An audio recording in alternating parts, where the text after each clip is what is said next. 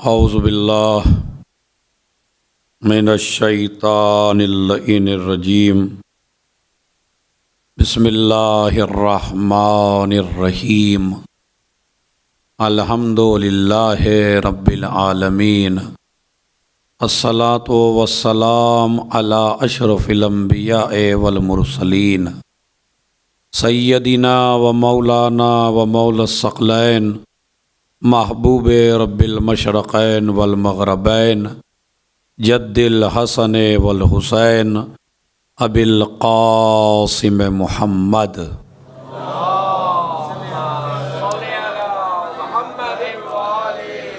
وعلی اہل بیتہ الطیبین الطاہرین المعصومین المظلومین الذین اذھب اللہ عنہم الرجس وطہرہم تطہیرا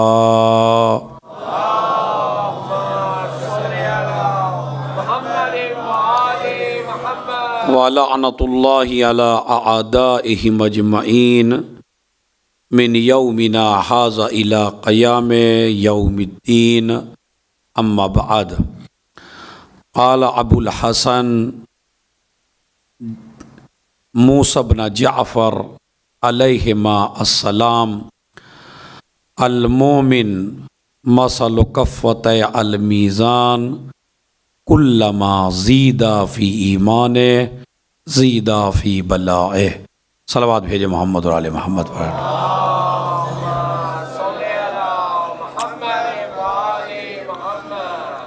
کل کی مجلس کا موضوع یہاں تک پہنچا تھا کہ دنیا میں دو طریقے کے افراد ہیں۔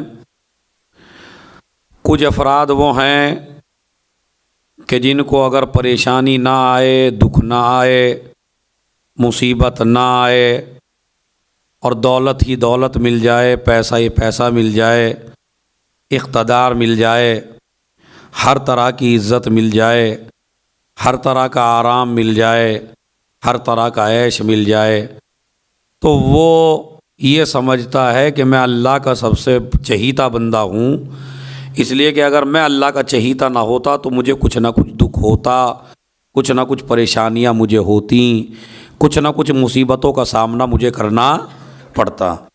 لیکن ماشاءاللہ دیکھیے، اولاد بہترین، گھر بہترین، جاب بہترین، پیسہ بہترین، رشتہ دار بہترین، یعنی کسی بھی طرح کی کوئی پرابلم میری زندگی میں نہیں ہے، تو وہ یہ دلیل سمجھتا ہے کہ اس کا مطلب ہے اللہ مجھے بہت زیادہ چاہتا ہے۔ اور دوسرا وہ بندہ ہے جو گناہوں میں گھر جائے، گناہوں کے بجائے مصیبتوں میں مبتلا ہو جائے۔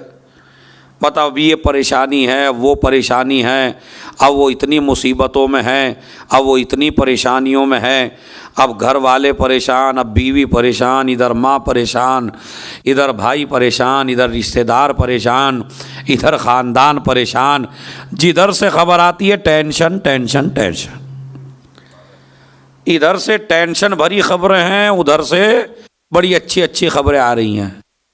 جس کو کوئی ٹینشن نہیں ہے وہ یہ نہ سمجھے کہ اللہ مجھ سے راضی ہے، اور جو ٹینشن میں مبتلا ہے وہ یہ نہ سمجھے کہ اللہ مجھ سے ناراض ہے۔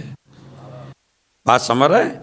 ہمارے یہاں یہ کہہ دیا جاتا ہے، جو سب سے بڑی جہالت کی بات ہے، اور دین سے بڑی غور سے سنیے گا، اصل موضوع میں نے شروع کر دیا ہے، اور دین سے نا آشنا ہونا، اور دین کی معلومات نہ ہونا، اور دین کی معرفت نہ ہونا، اور آدمی کا بالکل دین سے جاہل ہونا، تو اس کا نظریہ یہ ہو جاتا ہے کہ تھوڑے بھی ہم نے کسی بندے کو کسی پریشانی اور مصیبت میں دیکھا تو ہم کہنا شروع کر دیتے ہیں پتہ نہیں کون سا گناہ کیا ہوگا۔ کہتے نہیں کہتے؟ ارے پتہ نہیں بھائی کیا کر دیا اس نے، پتہ نہیں کتنا بڑا گناہ کیا ہوگا۔ سمجھ رہے؟ کسی کے گھر میں بیماری کیا آ گئی، کہنے لگے اصل میں جیسا کمایا ویسے ہی نکلے گا۔ کہتے نہیں کہتے؟ مطلب ایک پیسے والا آدمی ہے، اس کے گھر میں بیماری پریشانی آ گئی، اور اس کے بارے میں آپ نے نظریہ بنا رکھا ہے کہ حرام کا تھا سارا، جتنا کمایا.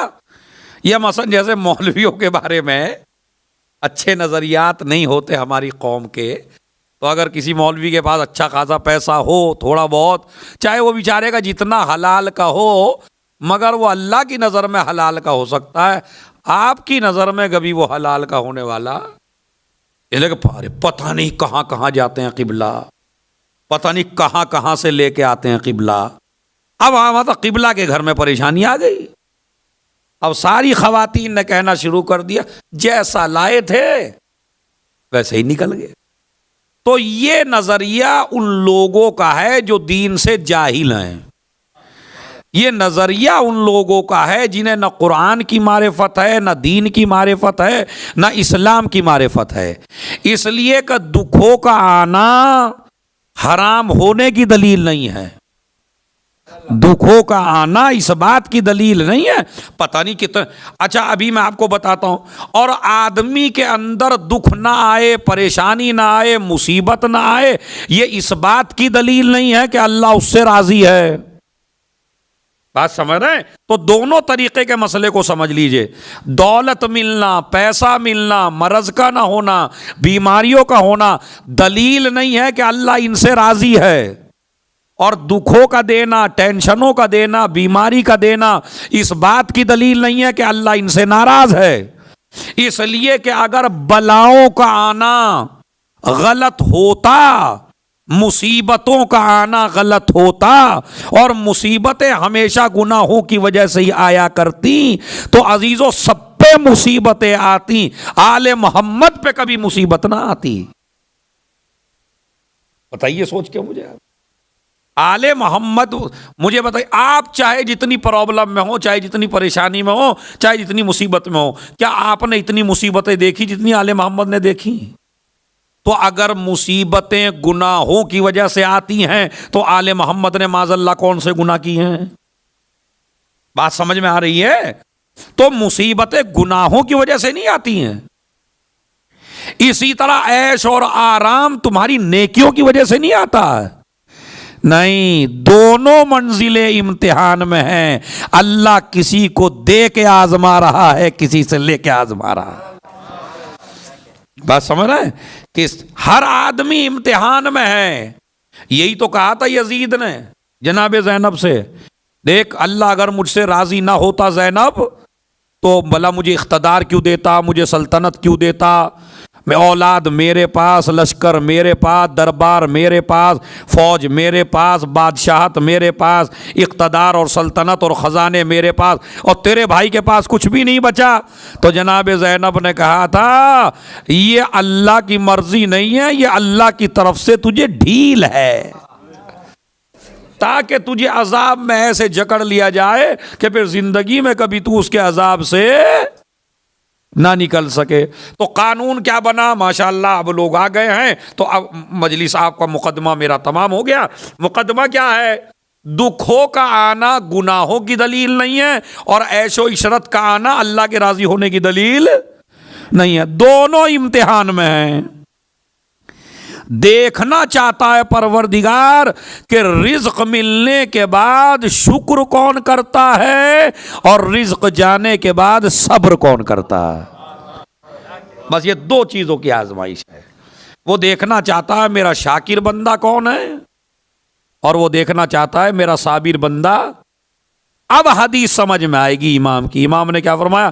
کلما زید فی ایمان، جیسے جیسے مومن کے ایمان میں اضافہ ہوتا ہے ویسے ویسے اس کی بلاؤں میں اضافہ ہوتا ہے، اس کی پریشانیوں میں اضافہ ہوتا ہے. نبی نے فرمایا 40 دن کے اندر مومن کو کوئی نہ کوئی ولو چھوٹی سی پرابلم ہو آتی ضرور ہے. ایک مومن کو اللہ چیک ضرور کرتا ہے 40 دن کے اندر.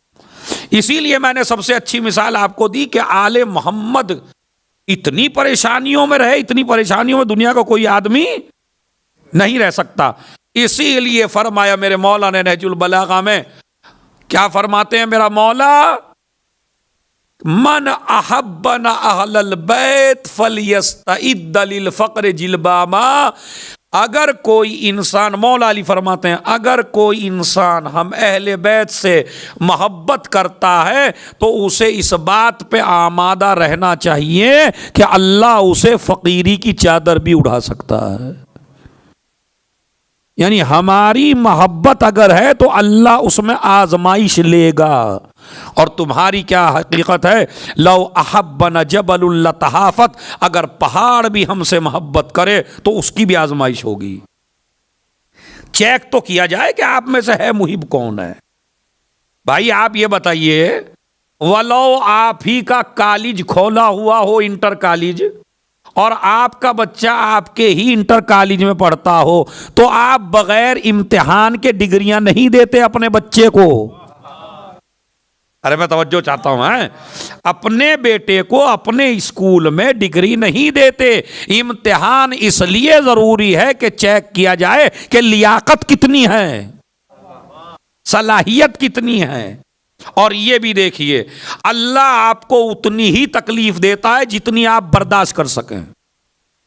ادھر آپ کی برداشت کا دامن ہاتھ سے چھوٹا، ادھر اللہ نے آپ کا امتحان لینا بند کر دیا. تو میرے کہنے کا مقصد یہ ہے، آپ حضرات سے، جوانوں، جاب چلی جائے، پریشانی آ جائے، مصیبت آ جائے تو اس میں گھبرانے کی ضرورت نہیں ہے. سجدوں میں اضافہ کر دو، پروردگار تو نے مجھے امتحان کے لائق سمجھا. سمجھ رہے؟ ادھر سجدہ کرتے، جتنا جتنا سجدہ کرتے چلے جاؤ گے اتنا ہی جلدی امتحان میں کامیابی ملتی چلی جائے گی اور آپ کا امتحان ختم ہوتا چلا جائے گا. تو لہٰذا یہ نظریہ نہ رکھیے کہ اگر کوئی زیادہ پرابلم میں ہو تو اسے یہ نہ کلیم کیجیے، یہ نہ اعتراض کیجیے کہ یہ تو بڑا گناہگار ہے. گناہگار ہونے کی دلیل نہیں ہے اس کے، یہ خالی بلائیں گناہ سے تھوڑی ہی آتی ہیں، امتحان بھی ہوتا ہے. تو عزیزو ایک مسئلہ، اسی لیے اب آپ دیکھیے انصاف سے، حضرت ابو طالب جن کا اصل نام جناب عمران اور عبد مناف، دو نام ہیں اس شخصیت کے، ایک عبد مناف ہے اور ایک جناب عمران ہے، اور آپ کی کنیت ہے ابو طالب. چونکہ عربوں میں دستور آج بھی ہے کہ باپ کا نام وہ پردے میں لے جاتے ہیں اگر بیٹا پیدا ہو جائے.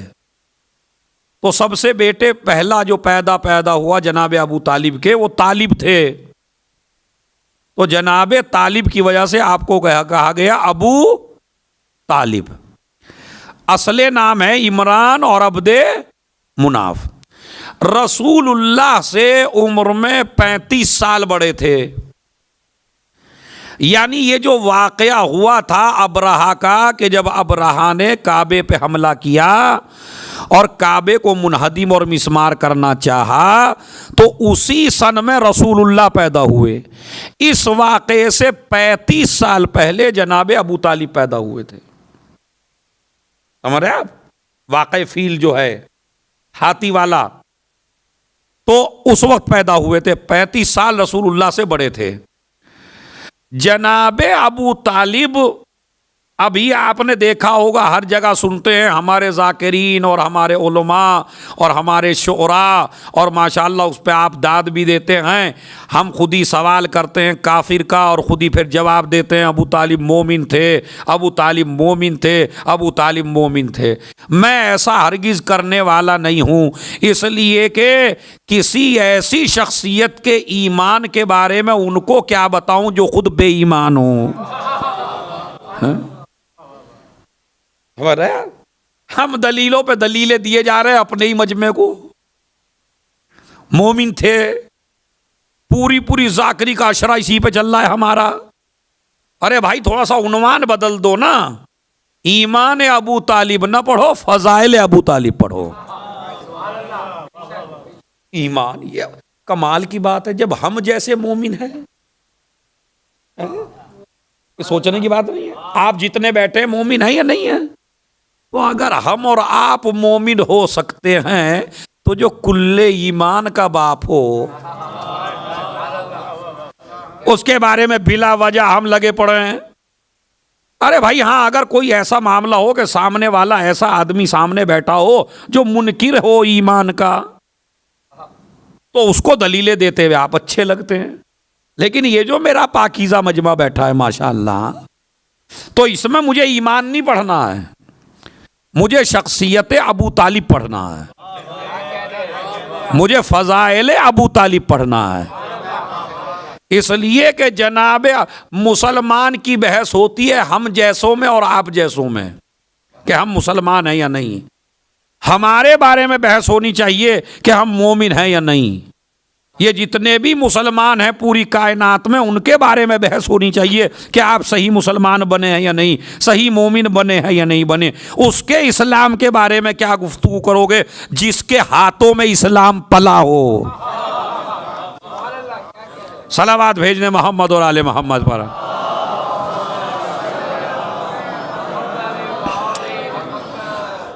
مگر یہ فکر آئی تھی، ضرور آئی تھی لوگوں میں، ایسا نہیں کہ نہیں، آج بھی ہے، آج بھی یہ فکر تو ہے.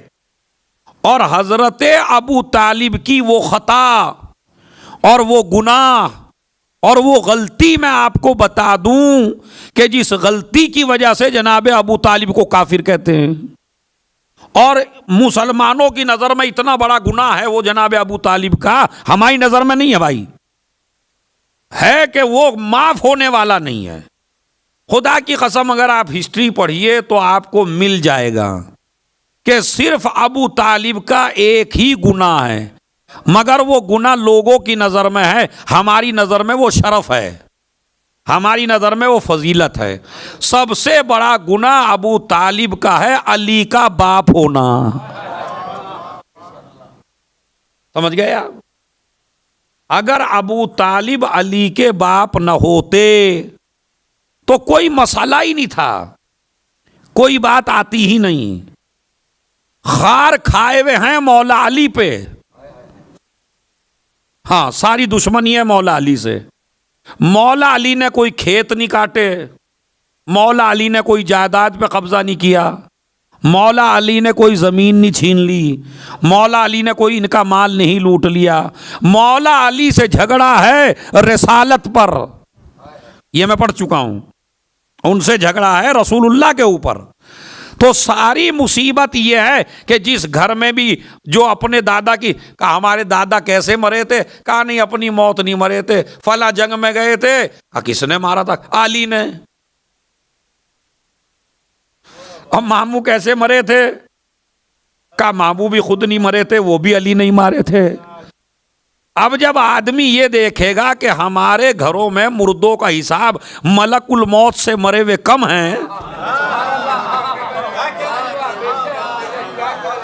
صلوات بھیجیں محمد اور آل محمد پر.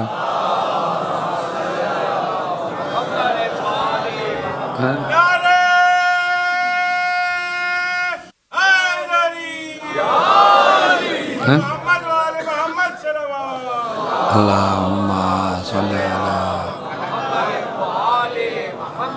ہے. اور جملہ بڑا عجیب سا ہے کہ ملک الموت کے مارے ہوئے کم ہیں اور علی کے مارے ہوئے زیادہ ہیں.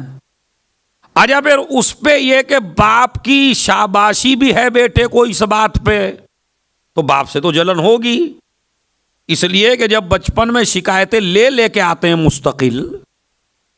مستقل رسول اسلام آتے ہیں، ادھر سے تبلیغ کچھ کہہ کے، اور ادھر کسی نے پتھر مار دیا، کبھی خون بہ رہا ہے، کبھی ہاتھ پہ چوٹ ہے، کبھی پیروں پہ چوٹ ہے، کبھی اس پہ چوٹ ہے. اور جناب ابو طالب نے کہا بھائی روک لیجئے ذرا اپنے بچوں کو، ان کو. کہا یہ تو بچوں کا مسئلہ ہے، اب بچے کہاں رکتے ہیں. ایک مرتبہ کہا اب یہ کل سے خود ہی رک جائیں گے، علی تم ساتھ جانا. اور جو علی گئے، اب یا تو ادھر رسول شکایت کرتے تھے یا اب سارے بچوں نے ادھر شکایت کی. ایک کا ماتھا ٹوٹا، ایک کا ہاتھ ٹوٹا، ایک کی ناک پھوٹی، ایک کے ٹانگ سے خون، ایک کے پیر سے خون، ایک کے ماتھے سے خون. علی نے مارا، علی نے مارا، علی نے مارا، علی. مرزا محمد اطہر صاحب خطیب اکبر اللہ انہیں جنت نصیب فرمائے، بڑا اچھا جملہ کہتے تھے. وہ یہ کہتے تھے یہاں کہ انہوں نے کہا کہ بھائی ارے دیکھیے ہمارے بچوں کا حال کیا کیا. انہوں نے کہا پہلے تو انہوں نے وہی جواب دیا جو انہوں نے دیا تھا، کہا بھائی بچوں کا مسئلہ ہے، ہم کیا، مگر ان کا جملہ سنیے، چونکہ وہ خطیب اکبر تھے تو بڑا بڑی بات کہی انہوں نے، کہا اما کمال کی بات یہ ہے آج کل تو دوستوں میں علی علی ہو رہا ہے، مگر کل ہر دشمن کے گھر میں علی تھا، علی تھا، علی تھا۔ تو اب مسئلہ یہ ہے کہ سب سے بڑا جناب ورنہ میں اگر آپ کو بتاؤں اپنی ریسرچ، جناب ابو طالب انبیاء کے وصیوں میں سے ایک وصی تھے، یہ ریسرچ ہے میری، باقاعدہ میں اس کو دلیل سے ثابت کرتا ہوں، اور دلیل ہے میرے پاس۔ عام آدمی نہیں تھے جناب ابو طالب، اما کسی عام آدمی کو اللہ کل ایمان کا باپ بنائے گا؟ ذرا سوچ کے بتائیے، آپ خود ہی مائنڈ پہ زور ڈال لیجئے، ایک عام آدمی کو کل ایمان کا باپ بنائیں گے؟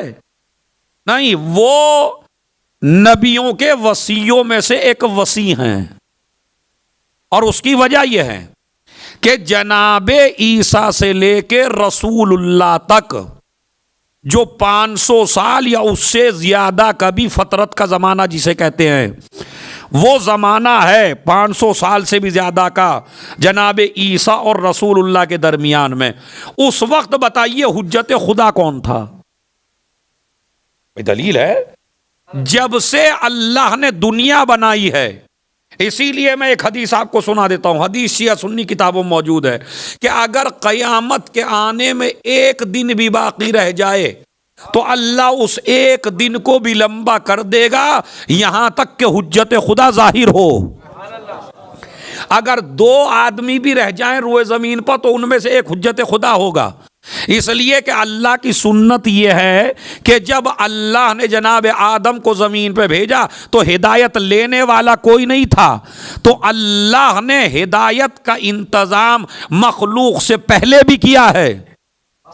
جب مخلوق نہیں تھی تو یہ کیسے ممکن ہے کہ مخلوق ہو اور ہدایت کا انتظام نہ ہو؟ تو جناب عیسیٰ تک تو انبیاء حجت خدا تھے، جو لوگوں کے اوپر دلیل تھے، رہنما تھے، اللہ کے نبی تھے۔ جناب عیسیٰ کے بعد اب بتائیے یہ جو 500 سال کا عرصہ ہے، اس میں حجت خدا کون ہے؟ تو اسی لیے 12 ہیں، ان 12 میں ایک نام، جتنی بھی نسل ہے اپنے زمانے میں جناب ہاشم ہیں، اس کے بعد عبد المطلب ہیں، عبد مناف ہیں، جناب ابو طالب ہیں۔ رسول جب تک نہیں آ گئے، جب تک یہ سارے بندے وصایت کا کام کر رہے ہیں، اسی لیے زیارت وارثہ میں آپ پڑھتے ہیں اشہد انک کنت نورا فی الاصلاب الشامقہ والارحام المطہرہ، تمہارے سارے رحم بھی پاک ہیں، تمہارے سارے صلب بھی پاک ہیں۔ پاکیزہ رحموں میں رہے، پاکیزہ صلبوں میں رہے، تو لہذا اس کا مطلب ہے ایک نہ ایک۔ اور لقد من اللہ علی المؤمنین اذ بعث فیہم رسولا، اللہ نے مومنین پہ احسان کیا کہ انہی میں سے ایک کو رسول بنایا۔ کن میں؟ مومنین میں۔ اب یہ مومنین کا لفظ بتاتا ہے کہ نبی کی زندگی میں کم سے کم 3 مومن ہونے چاہیے۔ اب ان کے علاوہ بتائیے اور کون ہے؟ تو آپ ایمان کی بات کر رہے ہیں، وہاں وسیع ہیں اور پوری کتابوں کی نالج ہے۔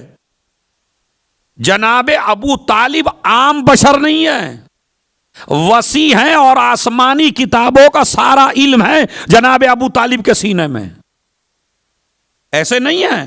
اسی لیے جب ہمارے پیغمبر کو پال رہے ہیں تو ذرا سنیے کتنا علم ہے، اور آج پوری دنیا میں کتنا علم پھیل چکا ہے جوانوں۔ آپ تو ماشاءاللہ سب پڑھے لکھے ہیں، عام آدمی تو یہاں ہے بھی نہیں، تو کتنا علم پھیل چکا ہے، ولادت کے حوالے سے، پوری ٹیکنالوجی کے حوالے سے، پوری تعلیم کے حوالے سے، دنیا آسمان تک چلی گئی، چاند تک چلی گئی ہے، کتنی زیادہ نالج ہے پوری دنیا میں، ہے یا نہیں ہے؟ مگر مجھے بتائیے یہ نالج ابھی تک نہیں آئی یا نہیں آئی؟ آج ڈاکٹری ہمارے یہاں انڈیا پاکستان میں تو جرم ہے بتانا کہ ولادت سے پہلے تقریباً بتا دیا جاتا ہے لڑکا ہے یا لڑکی. ہمارے یہاں تو جرم ہے، لیکن یہاں ان علاقوں میں بتا دیا جاتا ہے کہ اگر پوچھیں آپ کہا بھائی میں بتا دوں، کہاں بتا دیجئے، کوئی مسئلہ نہیں ہے. لیکن مجھے آپ یہ بتائیے کہ یہ جو بتاتے ہیں سال پہلے، یہ شادی سے پہلے بتا سکتے ہیں ڈاکٹر؟ زور سے بولیے بھائی. شادی سے پہلے بتا دیں گے؟ نہیں. اچھا شادی ہو گئی اور ابھی 2 دن ہوئے ہیں، بتا دیں گے؟ ابھی بھی نہیں بتا سکتے، اس لیے کہ یہ بھی 3-4 مہینے کا فاصلہ گزر جائے تو یہ بتاتے ہیں. اتنی ریسرچ اب ہو گئی ہے کہ 3-4 مہینے کے بعد بتا دیتے ہیں لڑکا ہے یا لڑکی ہے.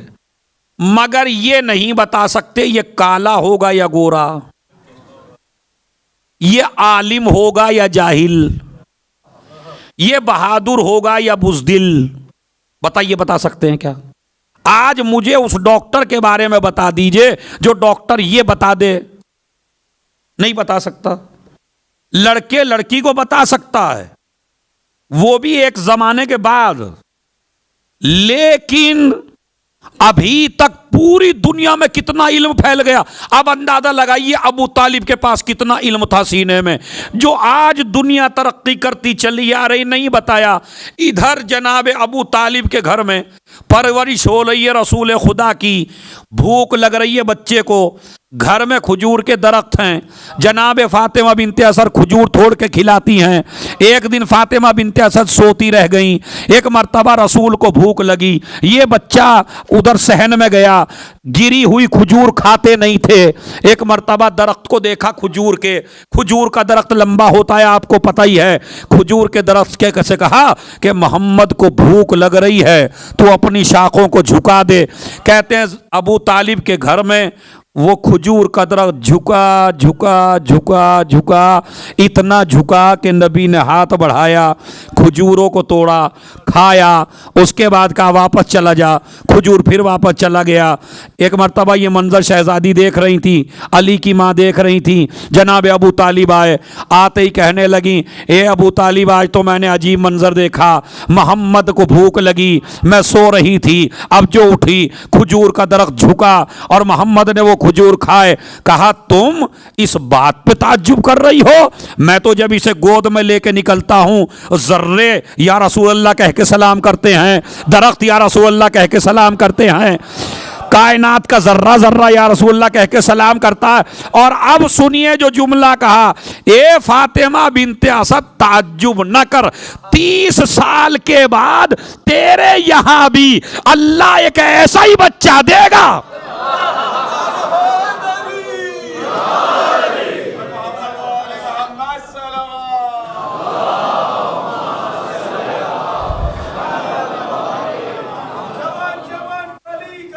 علی علی علی علی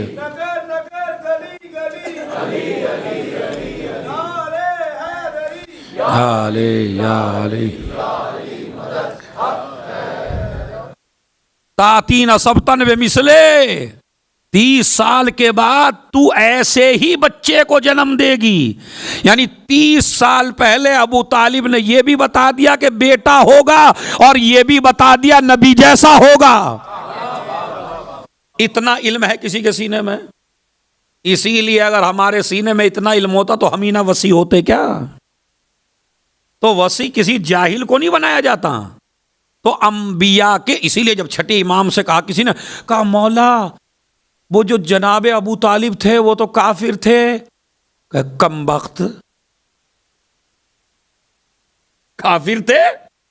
انہو من رفقاء النبیین والصدیقین والشہداء والصالحین. ارے عام آدمیوں میں تو وہ رہیں گے بھی نہیں، ان کا مقام نبیوں کے برابر، شہیدوں کے برابر، عام جگہ پہ تو رکھا بھی نہیں جائے گا. تو کیا سمجھتے ہیں آپ؟ یہ بڑی عظیم شخصیت ہے.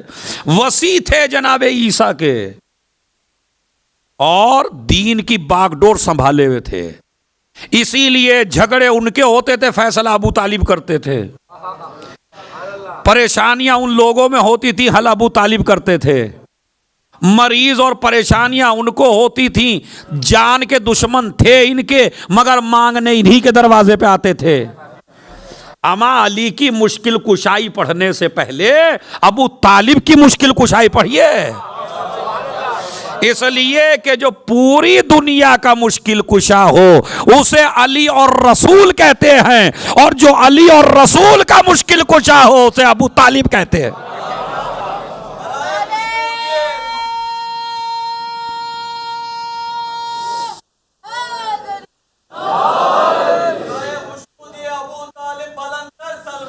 اللہم صلی وآل محمد وعجل فرجہم۔ تو لہذا آپ سنیے، تو پہلی اپنے ذہن میں یہ معلومات رکھیے کہ جناب ابو طالب عام آدمی، جناب ابو طالب کیا تھے؟ وسیع تھے، اور سب سے بڑے عالم تھے اپنے زمانے کے، سب سے بڑے نالج تھی ان کی۔ اسی لیے میرے مولا نے کہا اگر اپنی اولاد کو علم دینا چاہتے ہو تو میرے بابا کے اشعار پڑھاؤ۔ سمجھ رہے ہیں آپ؟ علی کا قول ہے یہ، میرے بابا کا دیوان پڑھاؤ اپنے بچوں کو، ان کے اشعار دیکھو، ان کی فکر دیکھو۔ اچھا، فکر کا اندازہ، بڑی چھوٹی سی بات ممبر سے ذہن میں آئی ہے مگر بہت مزیدار ہے، ذرا سنیے اس کو آپ، بہت ہی مزے کی ہے خدا کی قسم۔ دیکھیں، فکروں کا اندازہ آدمی کے بچوں کے نام سے رکھ سکتے ہیں آپ، ہے نا؟ عربوں میں اس وقت یہ دستور تھا کہ جدھر بچہ پیدا ہوا اور گھر سے نکلے اور کوئی بھی حیوان سامنے نظر آیا تو اسی حیوان پہ نام رکھ دیتے، جیسے ابو ہریرہ، جیسے سالب، سالب لومڑی کو کہتے ہیں، ابو سالبہ۔ تو اس طرح کے نام آپ اس طرح پڑھ لیجئے، پوری ہسٹری ہے، اس میں کوئی مناظرہ نہیں ہے، کسی کو برا لگنے کی بھی بات نہیں ہے۔ تو مطلب دستور تھا یہ کہ جو بھی چیز سامنے آئی تو اسی پہ اس کا نام رکھ دیا کرتے تھے۔ ابو طالب کی فکر کا اندازہ اس کے بچوں کے نام سے لگا لو۔ پہلے ہی بچے کا نام طالب رکھا، دوسرے کا نام عقیل رکھا، تیسرے کا نام جعفر رکھا، اور چوتھے کا نام ولو حکم خدا سے رکھا۔ ولو حکم خدا سے رکھا مگر علی رکھا۔ تو ان بچوں کے نام سے اندازہ کر لیجئے کہ کوئی نام ایسا نہیں ہے جس سے یہ پتا چلے کہ ابو طالب کا دین کوئی اور ہے۔ لگا لیجئے آپ اندازہ، تو بچوں کے نام سے اندازہ لگا لیجئے آپ جناب ابو طالب کی شخصیت کا۔ اب یہ جناب ابو طالب، ان کی شادی کس سے ہوئی؟ ذرا زور سے بولیے گا، یہ تو پتہ ہی ہے سوال آپ کو، ہیں؟ ہاشمی خاتون، سمجھ رہے؟ اور کمال یہ ہے ابو طالب کا کہ ماں کا نام بھی فاطمہ بنت عمرو ہے اور بیوی کا نام فاطمہ بنت اسد ہے اور بہو کا نام فاطمہ بنت محمد ہے۔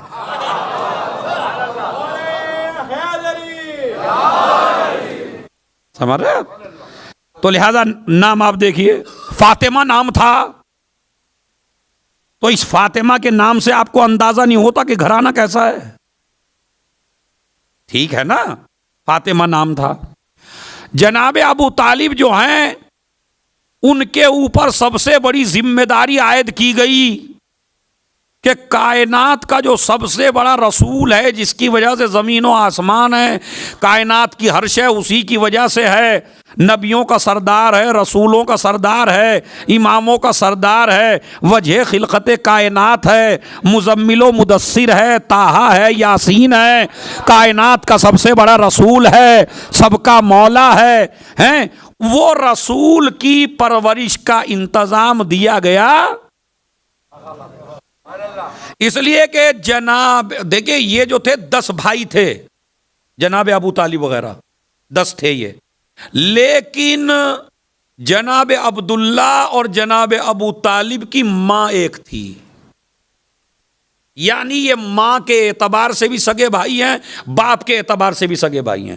جیسے حمزہ ہیں اور دوسرے ہیں، ان کی مائیں الگ ہیں، لیکن جناب ابو طالب کی ماں اور جناب عبداللہ کی ماں ایک ہیں. تو جناب ابو طالب جو ہیں اور جناب عبداللہ بالکل سگے بھائی ہیں دونوں طرف سے. جناب عبداللہ کا انتقال ہو گیا جب نبی ماں کے پیٹ میں تھے، یتیم ہو گئے. اس کے بعد اب میں آپ سے بڑا گہرا سوال کرنے والا ہوں، اس کو آپ غور سے سنیے. ہو سکتا ہے اس طرح کی مجلس آپ نے نہ سنی ہو، یہ میں پہلی دفعہ دعویٰ کر رہا ہوں، حالانکہ میں طالب علم ہوں، لیکن اب دعویٰ ہے تو دعویٰ ہے، اسے سنیے ذرا، کیونکہ گہرائی ہے اس میں. تو جناب ابو طالب، عبداللہ کا انتقال پہلے ہو گیا، ماں کا انتقال ہو گیا 5 سال کی عمر میں، جب یہ 5 سال کے تھے. دادا کا انتقال ہو گیا 7-8 سال کی عمر میں. تو باپ نہ رہے، ماں نہ رہی اور دادا نہ رہے. اب 2-3 روایتیں ہیں. ایک تو روایت ہے دادا نے کہا کہ ابو طالب میں تمہیں سونپ کے جا رہا ہوں. انہوں نے کہا اپنے بچوں سے بھی زیادہ خیال رکھوں گا. ایک دوسری روایت یہ ہے کہ نہیں، انہوں نے سارے چچاؤں کو لائن سے کھڑا کر دیا اور یہ کہا ان میں سے جس کا چاہو اس کا دامن پکڑ لو. اب روایت یہ کہتی ہے کہ اس بچے نے جناب ابو طالب کا دامن پکڑ لیا. اگر بچپن میں عیسیٰ کو اتنا شعور ہے اور موسیٰ کو اتنا شعور ہے تو رسول اللہ کو تو شعور سب سے زیادہ بلند ہے. سمجھ رہے آپ؟ تو لہذا انہوں نے دامن پکڑ لیا. انہوں نے کہا میں اپنے بچوں سے بھی زیادہ ان کا خیال رکھوں گا. پرورش آئی کس کے ذمے؟ بھائی یہاں سن لیجیے آپ. اب رسول اللہ پہ آیتیں نازل ہونا شروع ہوئیں. جو آپ آیت پڑھتے ہیں پوری آیت میں نہیں پڑھتا. بسم اللہ الرحمن الرحیم. وَقُرْ رَبِّ ارْحَمْهُمَا، نہیں بولیے، کما ربیانی، وَقُرْ رَبِّ ارْحَمْهُمَا کما ربیانی. اس سے پہلے سن لیجئے بسم اللہ الرحمن الرحیم. وَقَضَىٰ رَبُّكَ أَلَّا تَعْبُدُوا إِلَّا إِيَّاهُ وَبِالْوَالِدَيْنِ احسانا. اللہ کا فیصلہ ہے کہ میرے علاوہ کسی کی عبادت نہ کرنا اور اپنے والدین. کیا لفظ ہے؟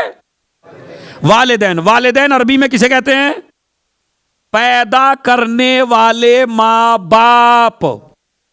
باپ دوسرے بھی ہو سکتے ہیں، اسی لیے روایت میں 3 باپ ہیں ہر آدمی کے. کہہ گیا یار یہ تو مولانا ازادار پھانس کے جائیں گے. بالکل 3 باپ ہیں ہر آدمی کے. ان میں سے تینوں باپ میں سے کسی کو برا نہ کہنا، ورنہ گھر جہنم بن جائے گا آپ کا. اس لیے میں بتا رہا ہوں تاکہ اپنے گھر کو جنت بنا سکو. پہلا باپ وہ ہے جو آپ کو پیدا کرے. دوسرا باپ وہ ہے جو آپ کو اپنی بیٹی دے. تیسرا باپ وہ ہے جو آپ کو تعلیم دے. 3 باپ ہیں. یعنی جو پڑھائے وہ باپ، جو بیٹی دے. ہاں اس کو نہیں بھولنا بالکل، کیونکہ اس کو بھول گئے تو پھر تمہیں دنیا بھولنی پڑے گی بھائی.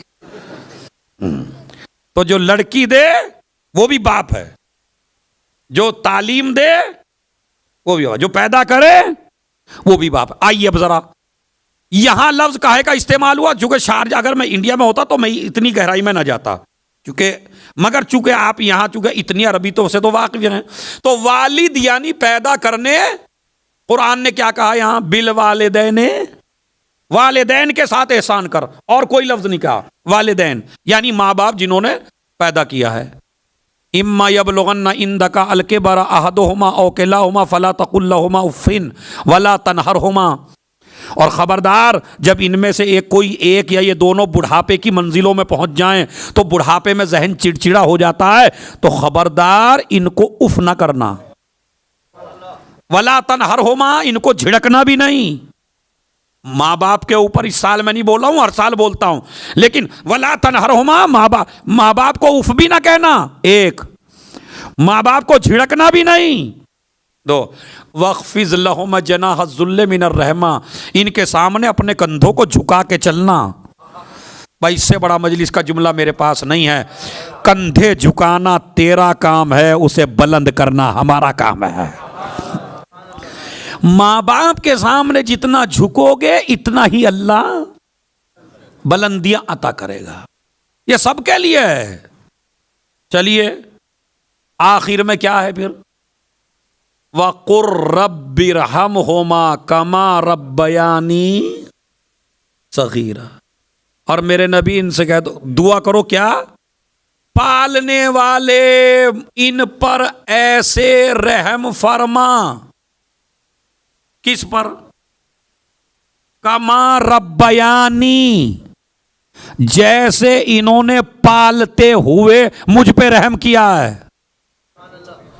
یہ کیوں نہیں کہا انہوں نے مجھ پہ رحم کیا ہے پیدا کر کے؟ ارے میں توجہ چاہتا ہوں. ساری آیت آ رہی ہے والدین کے لیے، لیکن دعا کاہے کی ہو رہی ہے؟ پالنے والے ان پہ رحم فرما، جنہوں نے مجھے پالا، جن دونوں نے مجھے پالا ان پہ رحم فرما. اس لیے کہ پیدا کرنے والا کبھی کبھی الگ ہوتا ہے اور پالنے والا کبھی کبھی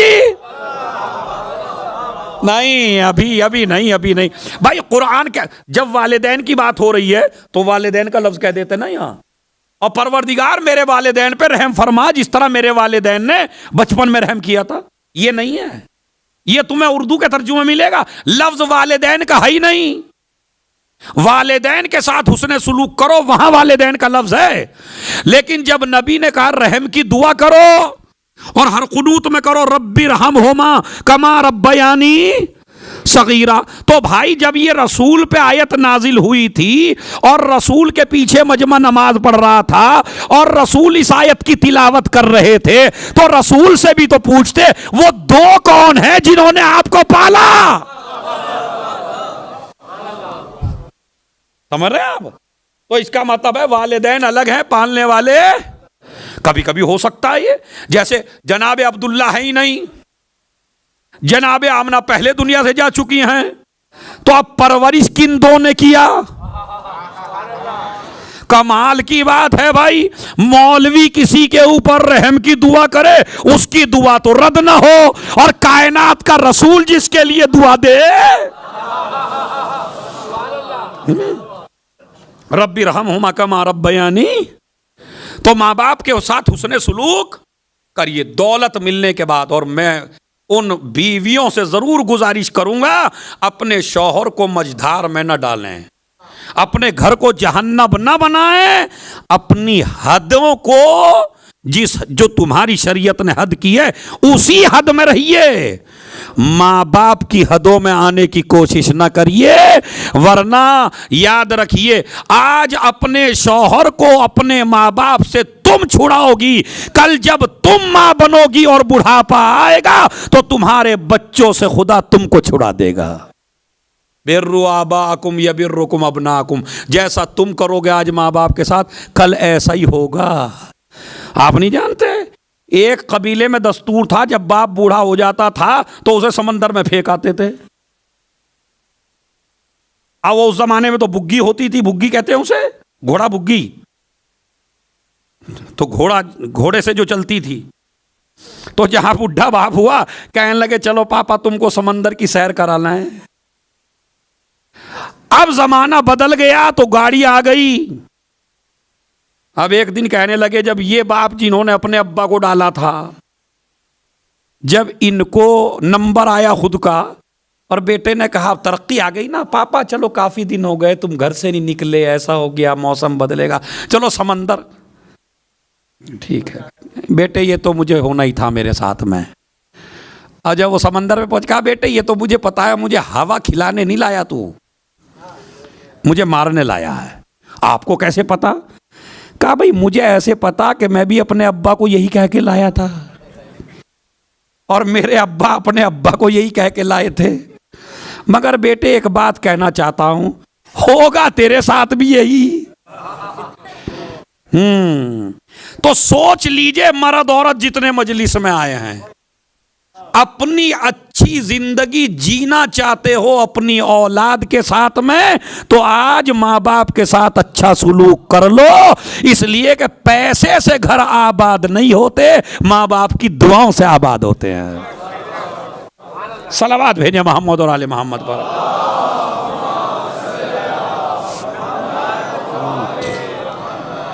بیوی کے حقوق اپنی جگہ ہیں، اچھا کھانا، اچھا پہننا، اچھا مکان دینا، یہ آپ کے اوپر واجب ہے، آپ کریے اس کے لیے، ٹھیک ہے، لیکن حد میں رہنا ہے، حد میں۔ ہر آدمی کی ایک حد ہے، اس حد سے کراس کریں گے تو ظلم ہوتا چلا جائے گا اور مجمع پستا چلا جائے گا۔ تو لہذا سنیے جناب ابو طالب، رب ارحمہما کما ربیانی صغیرہ، پالنے والے ان پہ اسی طرح رحم فرما جس طرح انہوں نے پالتے ہوئے میرے اوپر رحم کیا۔ اب کیسے رحم کیا ہے وہ سن لیجئے بس، اب بات تمام ہو رہی ہے۔ بڑی اچھی طرح مجلس سے سنیے آپ نے سارا پورا جتنا میں نے پڑھا، ماشاءاللہ بڑا فخر ہے مجھے آپ کے اوپر کہ میں بھی محنت کر کے آتا ہوں مگر آپ ماشاءاللہ اسے سنتے بھی بہت اچھا ہیں۔ تو یہ ہے رب ارحمہما کما ربیانی صغیرہ، اللہ نے اس کا اجر کیا دیا پالنے کا وہ سن لیجئے۔ نزل جبرائیل علی النبی، اور راوی عربی میں سناؤں گا انشاءاللہ تاکہ مزہ آئے، اور راوی ہے کچھ چھٹے امام فرماتے ہیں نزل جبرائیل علی النبی، جبرائیل نبی پہ نازل ہوئے، ان اللہ یقرئک السلام، اللہ تمہیں سلام کہہ رہا ہے، ویقول انی قد حرمت النار علی صلب انزلک وَعَلَى بَطْنٍ حَمَلَكَ وَعَلَى حِجْرٍ كَفَلَكَ، اے میرے نبی میں نے 3 آدمیوں پہ جہنم کو حرام قرار دے دیا۔ نبی نے کہا پروردگار کون کون سے؟ کہا اس صلب پہ جہنم حرام جس صلب میں تم تھے، اس پیٹ پہ جہنم حرام جس پیٹ میں تم تھے، اس گود پہ جہنم حرام جس میں تم پلے۔ اس سے بڑی دلیل یہ ایمان ابو طالب نہیں سنا رہا ہوں، فضائل ابو طالب سنا رہا ہوں۔ کیا فرمایا؟ جہنم حرام ہے کس کے اوپر؟ صلب کے اوپر یعنی عبداللہ پر، بطن کے اوپر یعنی آمنہ پر، والا ہجرن کفلہ کا اس گود پر جس میں تم پلے۔ کتنی عظیم گود تھی وہ، جس طرح قرآن کو سینے سے لگا کے آپ کو سکون ملتا ہے، اسی طرح بولتے قرآن کو گود میں لے کے ابو طالب کو سکون ملتا تھا۔ کتنی پاکیزہ تھی تیری گود، خدا کی قسم کبھی سوچئے کہ ابو طالب کی گود کتنی پاک ہے، جس طرح وہ رحل پاک ہوتی ہے جس کے اندر قرآن رکھا جائے۔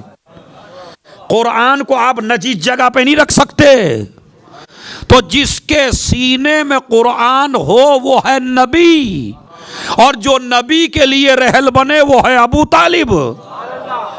کتنی پاکیزہ جگہ ہے، فضا پاک، ہوا پاک، کھانا پاک، جہاں ذرہ برابر نجاست کا گزر نہ ہو اسے ابو طالب کہتے ہیں۔ کتنی غذا پاک ہوگی ابو طالب کے گھر کی، ٹکڑے لقمے کتنے پاک ہوں گے جو رسول کھا رہے ہیں، ٹھیک ہے۔ اس کے بعد سنیے، مولا علی بیٹھے ہوئے ہیں مسجد کوفہ میں۔ اب دیکھیں ملونوں کی تو کسی دور میں کمی نہیں ہوئی، اب وہاں بھی ایک آ گیا کہنے لگا یا السلام علیکم یا امیر المومنین، ان اللہ انزلہ کا، اللہ نے تجھے کتنا بڑا مقام دیا، تو دنیا میں بھی امام آخرت میں بھی امام، لیکن اب یہ ہماری زندگی میں جب لیکن آ جاتا ہے نا، مولا نے کہا لیکن کیا بھائی؟ کہا لیکن ابو کا یعذب بالنار، تیرا باپ جو ہے وہ جہنم کی آگ میں عذاب میں مبتلا ہے۔ میرے مولا نے کہا فضل اللہ فاک، تیرے منہ میں خاک۔ 3 فضیلت بیان کی اپنے باپ کی۔ سنیے، جہاں جہاں بھی ہیں بوڑھوں کو بھی نہ جوان کر دیا تو عزادار کہنا چھوڑ دیجئے گا. خدا کی قسم اتنا تو جتنا آپ نے پہلی رجب سے لے کے اور اب تک داد دی ہے آج تک ایسا میں نے ابھی جملہ نہیں پڑھا. اگر بوڑھوں میں نہ روح پھونک دوں میں جوانی کی, انہوں نے کہا فضل, چونکہ میرا جملہ ہی نہیں ہے میرے مولا کا جملہ ہے, فضل اللہ فاک, تیرے منہ میں خاک. کیا فوالذی بعث محمدا بالحق نبیا, وہ اللہ خدا کی قسم وہ ذات کہ جس نے پیارے نبی کو مبعوث کیا ہے اور اس کو نبی بنایا ہے. اب سن کیا فرماتے ہیں, بڑی عجیب. اور لو شفع ابی ابو طالب یوم القیامت کل مذنب علی وجہ الارض لشفعہ اللہ فیہم. حدیث سن لیجئے, کہتے ہیں ملعون تیرے منہ میں خاک, اگر میرا بابا قیامت کے دن پوری کائنات کے گناہگاروں کی بھی شفاعت کرے تو اللہ میرے باپ کی شفاعت کو قبول کرے گا.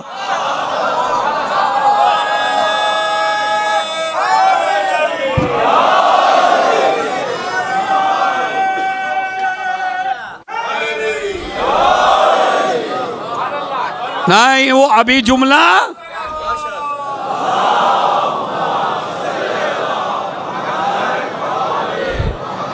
اب وہ جملہ جس میں جوانی کا میں نے وعدہ کیا تمہیں جوان بنا دینا ہے, اس کے یہ پہلا جملہ تھا. کہا میرے باپ کی بات کرتا ہے, ارے میرا باپ تو وہ ہے کہ اگر قیامت تک کے جتنے بھی گناہگار انسان ہیں اگر اللہ کی بارگاہ میں میرا باپ سارے گناہگاروں کی شفاعت کرے تو اللہ پروردگار سارے گناہوں کی شفاعت قبول کر لے گا میرے باپ کی دی ہوئی. اور اس کے بعد جملہ یہ ہے, خدا کی قسم آپ ہاتھ روکنے کی قسم کھائیے اور میں کہتا ہوں نہیں روکنے کی. کہا وَأَبِي يُعَذَّبْ فِي النَّارِ, اور میرا باپ جہنم میں جائے گا. وَإِبْنُهُ قَسِيمُ الْجَنَّةِ وَالنَّارِ, جس کا بیٹا جنت و جہنم بانٹے.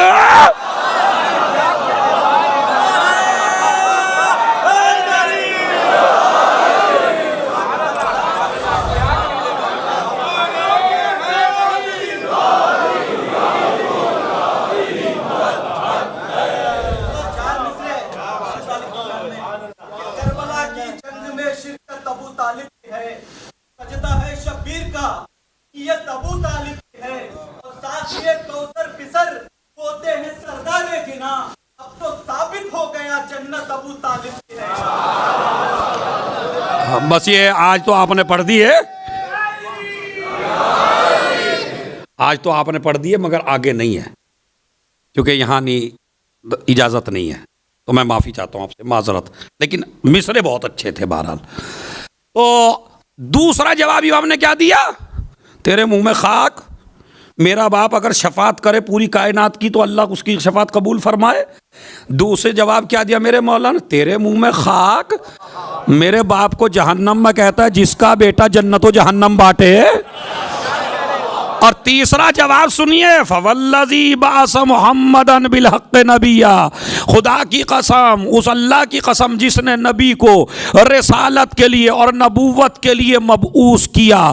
ان نور ابی یوم القیامت لا یطفئ انوار الخلائق الا خمسۃ انوار, جب میرے باپ کو محشر میں لایا جائے گا تو پوری کائنات کا نور ماند پڑ جائے گا, میرے بابا کا نور پوری دنیا میں چھا جائے گا.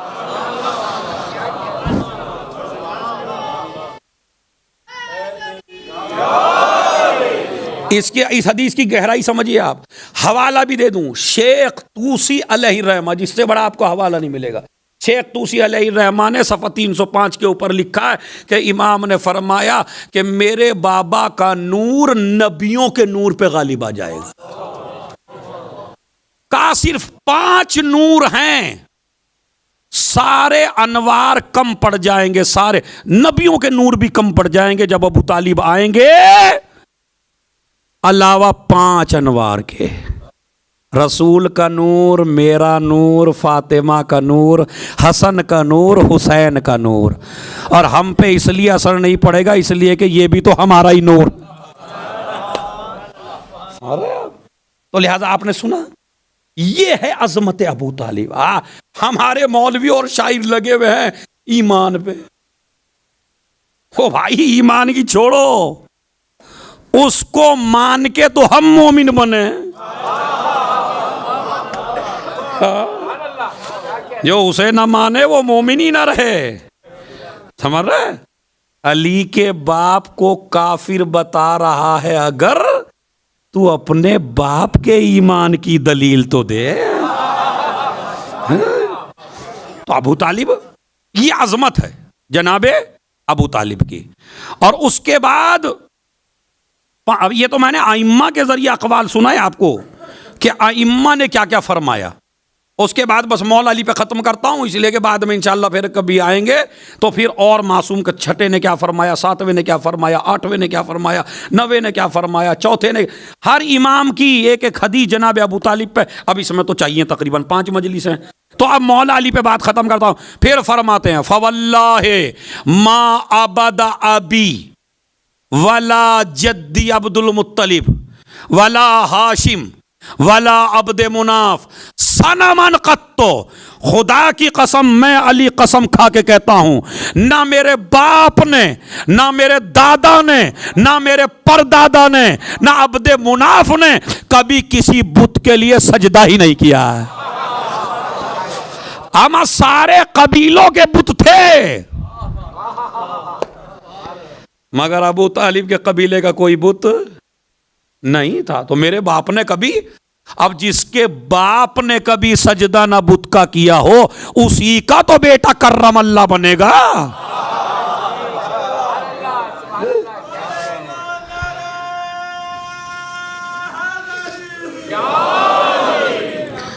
اسی کا بیٹا تو کرم اللہ وجہہ کہلائے گا.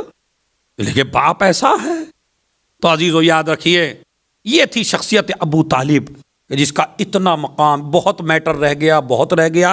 انشاءاللہ پھر کبھی موقع ملا، وقت بھی 1 ہی گھنٹہ ہوتا تو اس میں کتنا بیان کر سکتا ہے. لیکن ان کے پوتے کی ایک عمل، چونکہ پریشانیاں جب آتی ہیں تو پریشانیوں کے لیے مشکل کشا کا دروازہ کھٹکھٹاؤ. خدا کی قسم اگر آپ ابو طالب کے صدقے سے بھی دعا کریں نا تو اللہ کبھی رد نہیں کرے گا. اس لیے کہ ابو طالب کا احسان ہے اسلام پر، دین پر. ایک میں بات آپ کو بتا دوں، اور وہ اس لیے بتا دوں نالج کے لیے، اس لیے کہ ہمارے کچھ ذاکرین اور ہمارے کچھ خطبہ بڑے جوش میں آ کے پڑھ دیتے ہیں کہ جناب ابو طالب کی نماز جنازہ کس نے پڑھائی. آپ بھی دے دیجئے جواب، تو بس میں آگے بڑھ جاؤں گا جلدی سے. کس نے پڑھائی نماز جنازہ جناب ابو طالب کی؟ وہ پڑھ جاتے ہیں جوش میں آ کے کہ رسول نے پڑھائی، یا کوئی کہے گا جی نہیں رسول نہیں تھے تو مولا علی نے پڑھائی. اب اس کے علاوہ تو ہم بھی نہیں مان سکتے یا رسول نے یا مولا. لیکن حقیقت یہ ہے کہ جناب ابو طالب کی نماز جنازہ نہیں ہوئی. دفن ہوا، کفن ہوا، جنازہ اٹھا، غسل ہوا، حنوت ہوا، سب ہوا، نماز جنازہ نہیں ہوئی ہے. جس کو بعض لوگ دلیل بناتے ہیں کہ مسلمان تھے تو، اور تو یہ کفن دلیل نہیں ہے، یہ دفن دلیل نہیں ہے. آپ کہیں گے کیسے دلیل ہے؟ میں ابھی آپ کو بتا دیتا ہوں. دیکھیے یاد رکھیے، دنیا کا بھی قانون ہے، پوری دنیا میں یہ قانون رائج ہے آج بھی، کہ آپ کا باپ اگر کسی اور دین کے اوپر ہو اور آپ کسی اور دین کے اوپر ہوں تو زندگی میں تو وہ مسلمان یا دوسرے لوگ نہیں آتے باپ کو پوچھنے کے لیے، مگر جیسے ہی آپ کا باپ مر جائے تو جس مذہب پہ وہ تھا اس مذہب کے لوگ آنے شروع ہو جاتے ہیں. بھائی تمہارے باپ کا یہ مذہب نہیں تھا، تمہارے باپ کا یہ مذہب نہیں تھا، تمہارے باپ کا یہ مذہب نہیں تھا.